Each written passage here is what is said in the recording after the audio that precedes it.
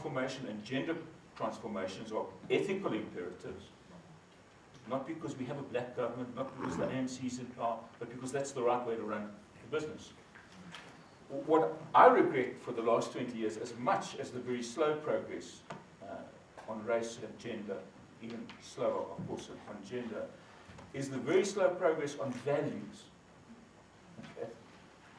And, you know, I regret the fact that the Lonman board, in the case of Marokana, sounded as if it was operating in apartheid terms. I regret the fact that they put a lot of energy into deciding whether the dispute they were dealing with was a labor relations dispute or a public order dispute. You know, this is like saying this is an illegal strike. Go back to work. This is the language of patriarchy and of hierarchy. And, you know, we need a debate about values. We need to draw on 100% of the talent of South Africa. But then we need a debate where changing boardrooms and changing executive management also changes the values of the organization and in a deep and fundamental way. In corporate governance, with King 3, let alone King 4, and with our spectacular Companies Act of 2008, we are leading the world in giving meaning to the stakeholder model.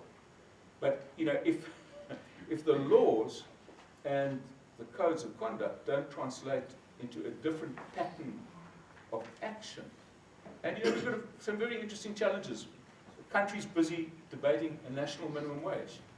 You know, what I hope is that South African business will not only tolerate a minimum wage, but embrace it. And so we think people should be paid X rands per hour, X rands per month. And then say we also are not going to put people on the street because we're putting up the wages. What we're going to do is enhance the efficiency of the organization. There was a period actually in the 1990s where labor productivity in the mining industry not only kept pace but outstripped increased costs, general increased costs. I think we need a debate about executive pay. We need a debate about a company Gini coefficient. What should the ratio be from the top person to the bottom? We need a debate about, only recently executive pay has become 80% variable, at least in theory variable. And the only unfortunate thing is the variable never varies. And 20% basic. It used to be 80% basic and 20% variable. Where did this happen?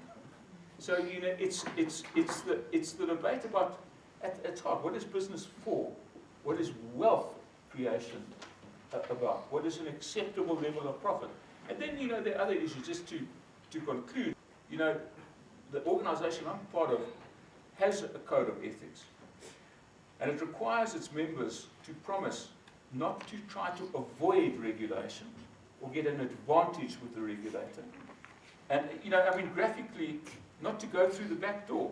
One thing I would like in terms of transparency is I'd like to know who's visited our president every day. When we get it from the Queen of England, you get a report the day after to say what she's done. I want to know who's been in the office and to what end.